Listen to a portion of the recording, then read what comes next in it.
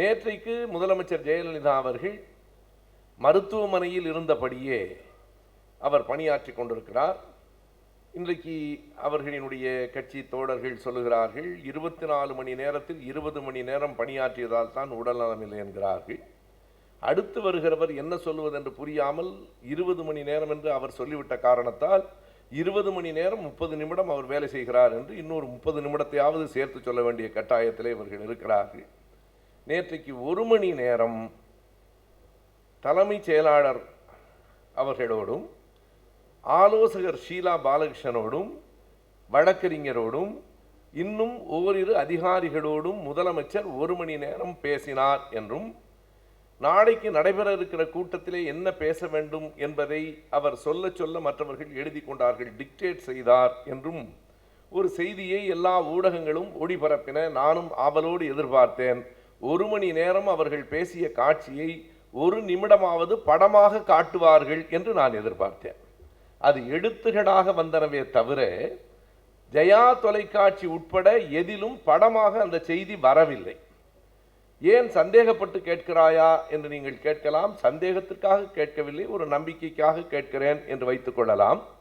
எனவே முதலமைச்சர் பேசுகிறார் என்று சொன்னால், அவர் டிக்டேட் பண்ணுகிறார் என்று சொன்னால், அந்த அளவிற்கு உடல் நலம் தேறிய காட்சியை காட்டினால் மக்களும் மகிழ்ச்சி அடைவார்களே என்கிற நம்பிக்கையில் நான் சொல்லுகிறேன்.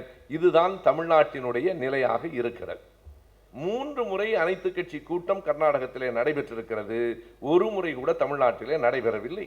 சட்டமன்றத்திலே மட்டுமில்லை, அனைத்து கட்சிகளையும் கூட்டுங்கள் என்று நாம் சொல்லுவதற்கு காரணம், சட்டமன்றத்திற்கு செல்ல வாய்ப்பில்லாத கட்சிகளுக்கும் கூட வாக்குகள் இருக்கின்றன, மக்கள் தொடர்பு இருக்கிறது. விவசாயிகள் சங்கத்தை கட்சிகளை கூட்டியிருக்க வேண்டும், அதை செய்யவில்லை.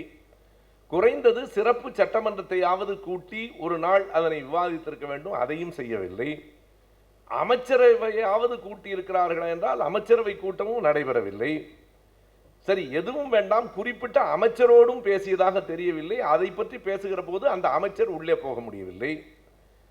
பத்திரிகையாளர்களோடாவது கடைசியாக நம்முடைய முதலமைச்சரோ அமைச்சர்களோ பேசியிருக்கிறார்கள் என்றால் பேசவில்லை. முதலமைச்சர் சொன்னார் பதவியேற்ற போது, இனி நமக்குள் ஒரு ஒப்பந்தம், பத்திரிகையாளர்களை பார்த்து சொன்னார், இனி நமக்குள் ஒரு ஒப்பந்தம், ஒவ்வொரு செவ்வாய்க்கிழமையும் நாம் சந்திப்போம் என்றார்.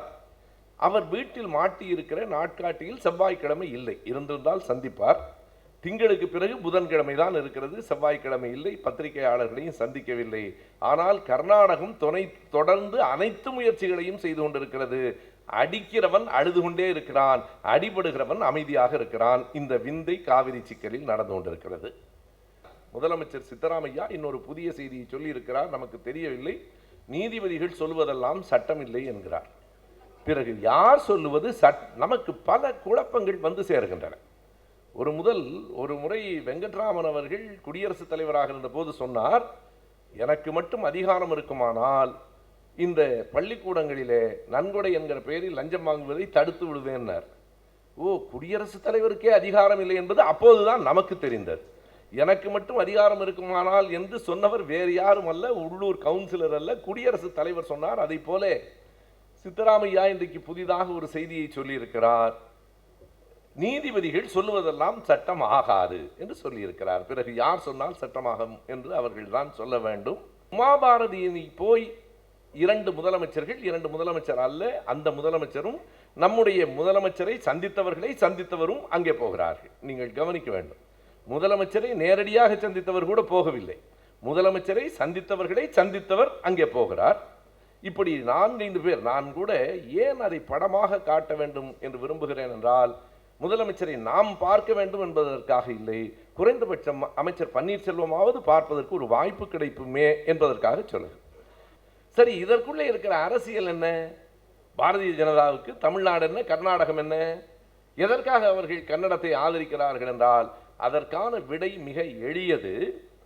கர்நாடகம் ஒன்றும் பெரிதாக இல்லை, 3வது இடத்திலே தான் இருக்கிறார்கள். இருந்தாலும் கர்நாடகத்திலே சட்டமன்றத்தில் அவர்களால் சில இடங்களில் வெற்றி பெற முடிகிறது, ஒரு முறை ஆட்சி அமைக்க முடிகிறது. காங்கிரஸ் கட்சியாலும் கர்நாடகத்திலே தான் வெற்றி பெற முடிகிறது. 2 பேராலும் ஒரு நாளும் தமிழ்நாட்டில் ஆட்சி கதவுகளை ஒரு நாளும் தொடவே முடியாது. பாரதிய ஜனதா கட்சி சட்டமன்ற உறுப்பினராகவே வர முடியாது, காங்கிரஸ் கட்சி ஆளுங்கட்சியாக வர முடியாது.